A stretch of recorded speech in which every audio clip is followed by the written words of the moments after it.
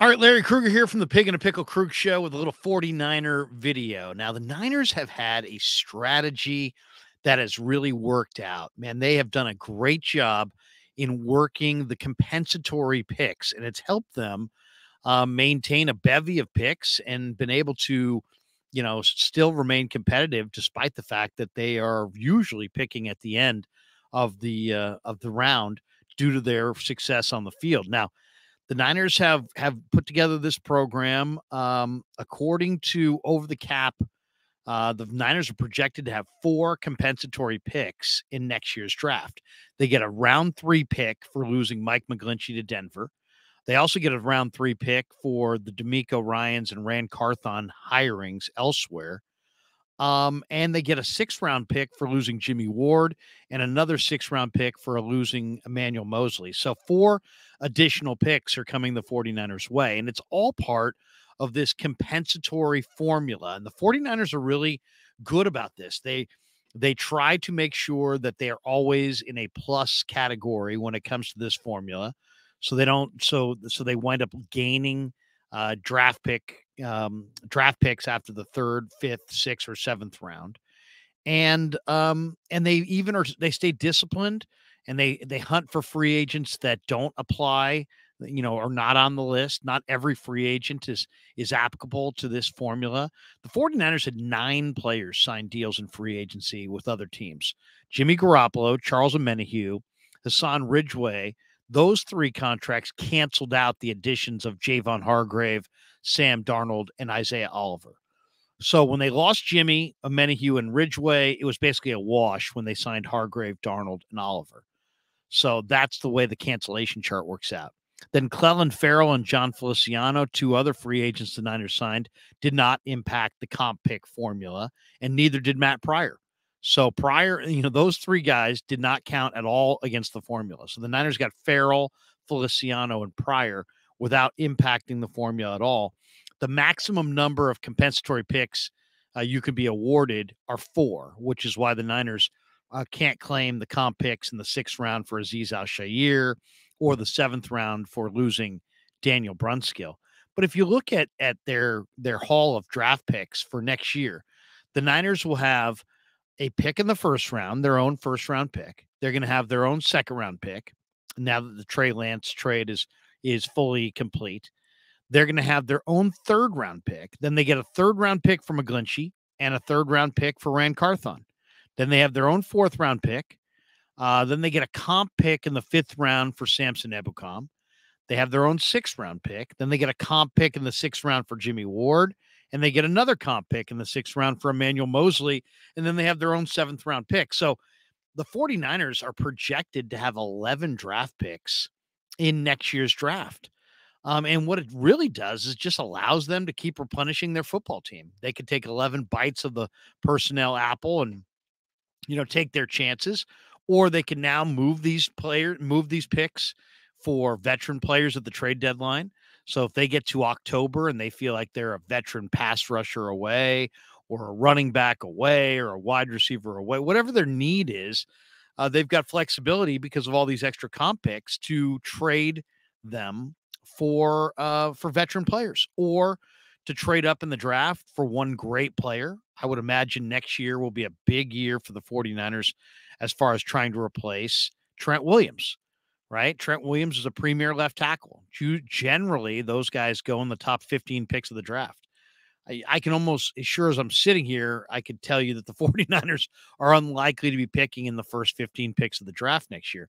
But if they were able to trade some of their picks to move up, having these extra picks definitely gives them the latitude or the flexibility to move around in the draft and maybe move up for that one great player or trade them for a Christian McCaffrey or whatever. In one year was Emmanuel Sanders. Last year it was Christian McCaffrey. The 49ers, a lot of times, since they're a team that's almost a perennial Super Bowl contender, they almost always get to the trade deadline with some need that, man, if they could get, one additional player that might be able to help them over the top. I mean, last year they picked up Christian McCaffrey. He was an incredible addition, helped the team immensely, and they came within one win of going to the Super Bowl. I would say in hindsight, if you gave John Lynch and Kyle Shanahan the opportunity to make that trade again, they probably would. And what makes deals like that easier to make? It's having these compensatory picks. So once again, the 49ers are disciplined. They know which players are going to affect the formula. They're good with their timing. So, that right now players signed after the draft do not count against the formula. I would expect the 49ers with maybe $10 million or more of cap room to maybe sign one veteran piece between now and training camp. Definitely between now and week one. That player will not be counting against the compensatory formula. So it's really an important formula because it comes down to how many good football players can you add to your football team? What's the most efficient way to do it? And knowing which free agents, departing are going to be attached to compensation, which ones aren't, making sure that you're in a positive draft pick mode every year. I mean, the 49ers in this draft are going to have a bunch of comp picks because of free agents and one due to coaching. So, I mean, you're talking about a draft where you're going to have 5 additional compensatory picks and, 4 because of free agents and 1 because of Rand Carthon. That puts the 49ers in a much better position to rebuild their football team, keep their depth, trade for a star, trade up in the draft for a key figure, whether it be a quarterback or an offensive tackle or whatever the severe need is at the time.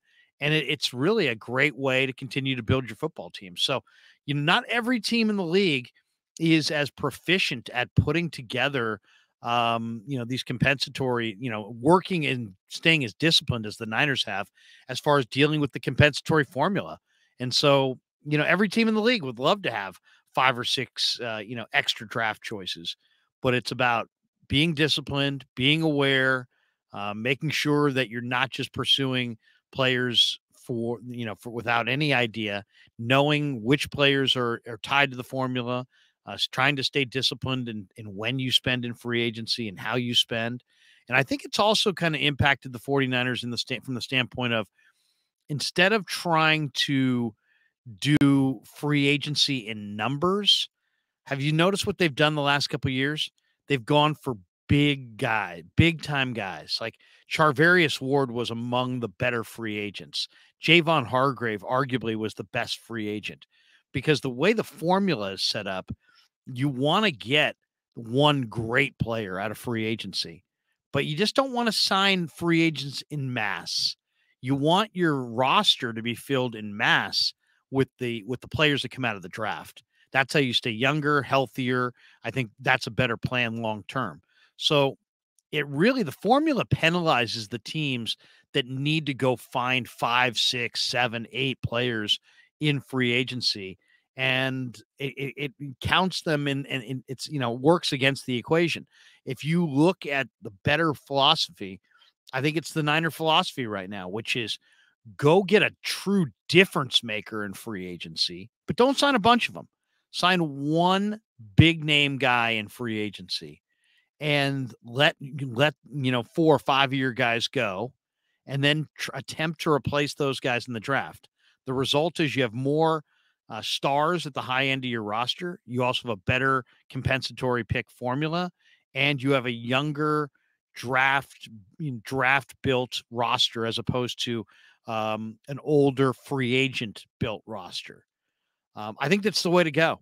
And if you really look at the way they've put this thing together, I think it's been a key part of their success. Let's face it, the Niners haven't climbed that Super Bowl hill, but they've been in 3 of the last 4 NFC Championship games, and it's the way they've used this comp formula that's really been a key in their success. All right, hope you enjoyed our 49er draft video. Check out Pig and a Pickle. They're in Corte Madera and Emeryville. They're open 7 days a week in Marin from 11 a.m. to 8 p.m., Wednesday through Sunday in Emeryville, inside the Emeryville Public Marketplace. And thanks to all of you for supporting The Krueg Show on YouTube.